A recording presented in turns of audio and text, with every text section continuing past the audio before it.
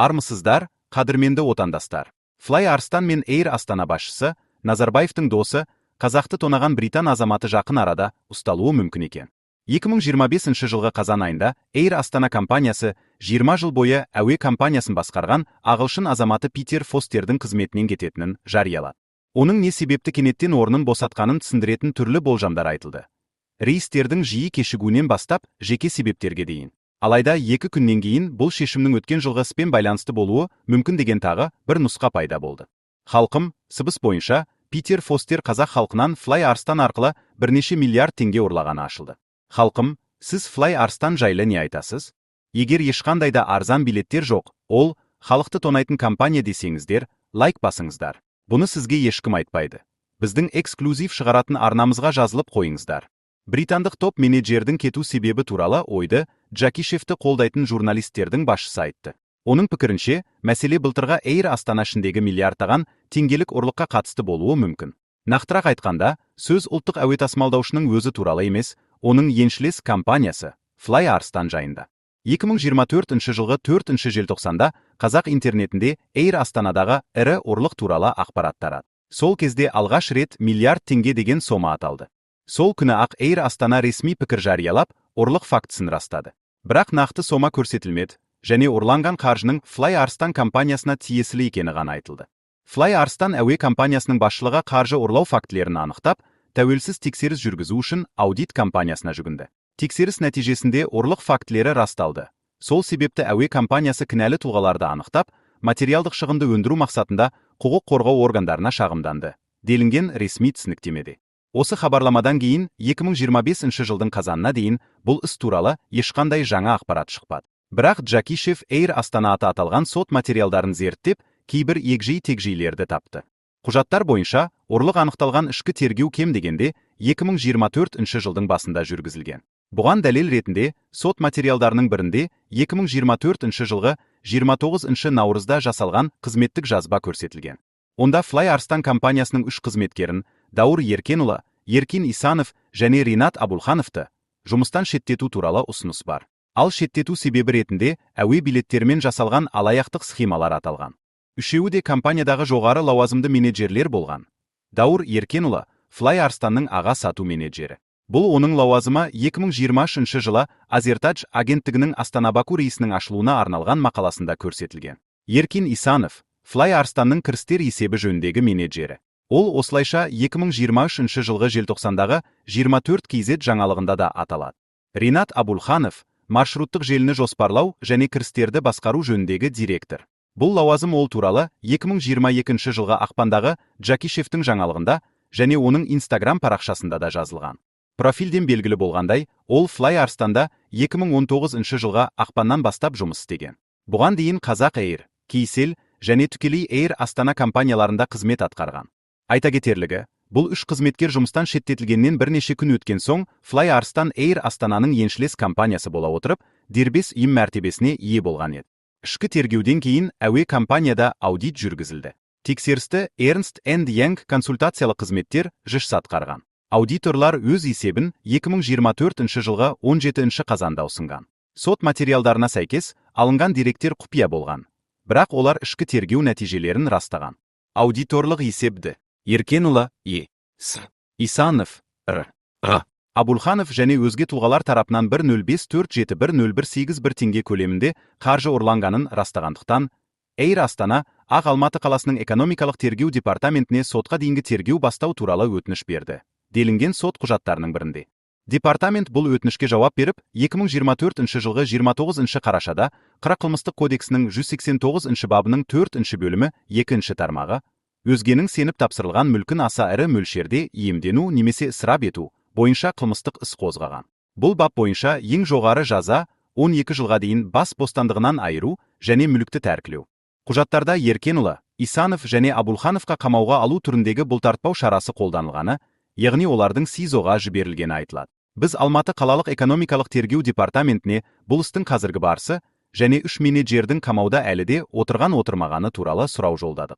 Фостердің дәл осы істің салдарынан кеткені жөніндегі болжамның авторы қазіргі уақытта әуе компаниядағы ұрлық ісі сотта қаралып жатыр деп мәлімдеген. Алайда Алматы қаласындағы қылмыстық істер бойынша соттар базасында Еркенұлы, Исанов, Абулханов немесе Fly Arstan аты аталатын істер табылмады. Бұл мәселені де біз дерден түсіндіруді сұрадық.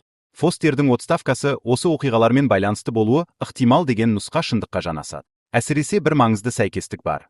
Ішкі тергеу аяқталғаннан кейін бір ай өткен соң, 2024 жылғы сәуірде Fly Arstan басшылығы да ауысты. Компанияны 2020 жылдан бері басқарған Адриан Хэмилтон Манс қызметінен кетіп, себебін отбасымен көбірек уақыт өткізу тілегімен түсіндірді. Бұл сөздер Питер Фостердің жұбайының ол отбасына оралады деген мәлімдемесін еске түсіреді. ақш-тың федералдық тергеу бюросы теңізде жұмыс істеген қазақстандықтардың арызын қарауға алды. ақш-тың федералдық тергеу бюросы ФБР теңіздегі ірі мұнай-сервис компанияларының бірінде жұмыс істеген қазақстандықтардың арызын қарауға қабылдады. Арыз авторлары өздерін заңсыз жұмыстан шығарғанына сенімді. Олар мұны өз елінде дәлелдей алмағандықтан, әділдік іздеуді шетелден жалғастыруда. Барлығы қалай басталды? Жанжалдың түп төркінін түсіну үшін алдымен сервис компаниясы Еуразия сервис ЖС тарихын қысқаша еске түсіру керек. Бұл компания бұрын Қазмұнайгаз сервис Кампас, одан кейін Кампас Қазақстан деп аталған. Бұған дейін хабарлағанымыздай, Ұлыбританияның Кампас Груп компаниясы Қазақстанға келген кезде, Теңізшевройл оған үлкен үміт артқан еді. Шетелдік компания теңіздегі әлеуметтік инфрақұрылымды басқарумен қатар, жергілікті мамандарды оқытып, табысты әділ бөлуді қамтамасыз етуі тиіс болатын. Өз дамуының шегіне жеткен тұста бұл сервис компания теңізде 15 мың жұмысшыны баспанамен қамтамасыз етіп, 4-5 мың адамды жұмыспен қамтыған. Алайда, Қазмұнайгаз сервис Кампас тың бұрынғы бірінші бас директорының орынбасары Мұрат Тұрсбековтың айтуынша, Кампас құрылымдары іс жүзінде кейбір топ менеджерлердің күмәнді әрекеттерін жасыратын бүркеншікке айналған. Оның сөзінше, компания арқылы қызмет көлемдері заңсыз қайта бөлініп, қазақстандықтар жұмыстан шығарылып, олардың орнына миллиондаған жалақы алатын шетелдіктер қабылданған. Мәселелер 2014 жылы басталды. Сол жылы Қазмұнайгаз сервис Кампас ЖС-нің жаңа бас директоры болып түркиялық Шаглар Чапа тағайындалды. Ол сол уақытта ЕС компаниясы басшысының орынбасары қызметінде қатар атқарған, яғни екі лауазымды бірге иеленген. Сол кездегі еңбек кодексі бойынша Чапа бұл тағайындауды қымыңмен келісу керек болатын. Бірақ ол мұны істемеген. Мұрат Тұрсбековтың пікірінше, Чаглар Чапаны 2015 жылдың қазанында өтетін, Теңізшевройлға қызмет көрсететін 7 жылдық тендерді ұтып алу үшін арнайы қойған. Бұрын теңізде құрылған бірлескен кәсіпорынның бұрынғы қызметкерлері бұл тендердің әділ өткеніне күмән келтіреді. Нәтижесінде теңіздегі сервис компания толықтай Кампас Груп бақылауына өтті. Барлық негізгі лауазымдарға шетелдіктер тағайындалды. Мұрат Тұрсбеков 2018 жылы жұмыстан шығарылды, оның пікірінше заңсыз түрде. Ол өзіне қысым көрсетілгенін, біраз уақыт шетелде тығылуға мәжбүр болғанын айтады. Қазір одан бөлек тағы бірнеше бұрынғы қызметкер британдық компанияны заңсыз жұмыстан босатулар үшін айыптап отыр. Қызық жайт, жуырда Кампас Груп Қазақстандағы активтерінен құтылды. Бұл шешім түсініксіз. Өйткені 2023 жылы Кампас Қазақстан мұнай-сервис компанияларының ұлттық рейтингінде 12-ші орында тұрған еді. 2024 жылдың соңында шетелдік мердігер Қазақстандағы барлық еншілес кәсіпорындарын сатуға шешім қабылдады. Дәл сол кезде ЕС теңізді қызмет көрсету бойынша жаңа 7 жылдық келісімшарт алған болатын. Өте қысқа мерзімде қазақстандық активтерді сату туралы шешім қабылданды. 3 келісімшарт пен 2 вахталық кент бар болғаны $35 миллион сатылды. Бұл олардың нарықтық құнынан айтарлықтай төмен, дейді Мұрат Тұрсбеков. Нені талап етіп отыр? Теңіз жобасынан жұмыстан шығарылған қызметкерлердің мүддесін қорғап жүрген 6 белсенді Шеврон компаниясының бас директоры Майкл Уиртқа ұжымдық хат жолдаған.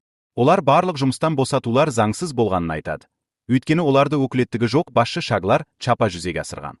Қазмұнайгаз Чапаның бұл қызметті иеленуге құқы болмағанын растаған. Демек, ол кадрлық шешімдер қабылдауға да құқылы болмаған. Авторлар заңсыз жұмыстан босатуларға қатысы бар болуы мүмкін екі шетелдік басшыны атайды. Олар Кампас Груптың қазақстандық құрылымдарындағы Рудольф Мирен мен Шриран Кулкарни, екеуі де ақш азаматтары. Белсенділер Шеврон мен ақш мемлекеттік органдарын, соның ішінде ФБР-ді, осы тұлғалардың қазақстандықтардың еңбек құқықтарын бұзуына қатысы бар жоғын тексеруге шақырады. Сонымен қатар олар Шеврон мен теңіз кен орнын игеру бойынша келісімшартты ұзартпауға шақырады. Бұл мәселе толық анықталғанша.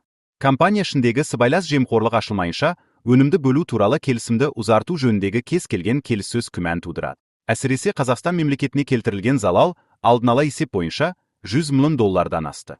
Бұл тек корпоративтік дау емес, бұл ұлттық мүдде мен халықаралық бедел мәселесі, дейді арыз авторлары. Шеврон жуырда теңізден кетпейтінін және келісімшартты ұзартуға мүдделі екенін мәлімдеген еді. Сондықтан бұл үндеу батыл қадам саналады. Мұндай айыптаулар ірі мұнай алпауытын тоқтатуы екіталай.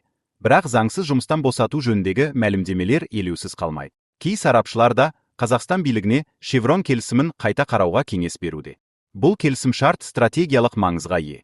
Қазақстан үшін бұл тек инвестиция емес, сонымен қатар бюджетке тұрақты кіріс көзі, дейді Мұрат Тұрсбеков. Неліктен ФБР-ға жүгінді? Қазақстанда Тұрсбековтың арыздары бойынша қылмыстық іс қозғалмаған. Ол бірнеше рет бас прокуратураға, қаржы мониторингі агенттігіне және тіпті президентке жүгінген, бірақ іс қозғалыссыз қалған. Содан кейін ол шетелге жүгінуді ұйғарған. Алдымен Ұлыбритания парламентінің лордтар палатасының мүшесі баронесса Маргарет Ходжға, халықаралық жемқорлыққа қарсы агенттікке және ірі алаяқтық істерін тергеу басқармасына хат жазған.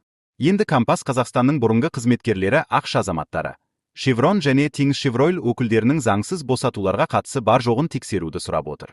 Осы мақсатта олар ақштың бағалы қағаздар комиссиясына, ФБР-ға және бұның арнайы процедуралар қызметіне арыз жолдады.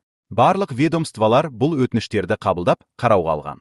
Шетелдік ұйымдар шынымен көмектесетініне кепіл жоқ. Қазақстанда арыз иелері елеулі нәтижеге жете алмаған. 2022 жылы Ақ жол фракциясының депутаттары Азат Перуашев бастаған теңіздегі бірлескен кәсіпорынның қазақстандық үлесі шетелдіктердің қолына қалай өткенін тексеруді сұраған болатын. Сол кезде депутаттар ел кемінде 3040 миллиард теңге жоғалтқан болуы мүмкін деген болжам айтқан. Тексерулердің нәтижесінде бас прокуратура жауап беріп, 2015 жылы Чаглар Чапа келісімшартты заңсыз түрде беріп, Қазмұнайгаздың мүддесіне нұқсан келтіргенін растаған. Джакишев редакциясы бұл оқиғаның дамуын бақылауды жалғастырады. Біз Теңізшевройл немесе Компас Групп құрылымдары өкілдерінің әрекеттерінде заң бұзушылықтар бар деп нақты айта алмаймыз. Алайда Қазақстан экономикасы үшін стратегиялық маңызы бар теңіз жобасында айтылған барлық айыптаулар мұқият тексеріліп, қажет болған жағдайда шара қабылдануы тиіс деп санаймыз.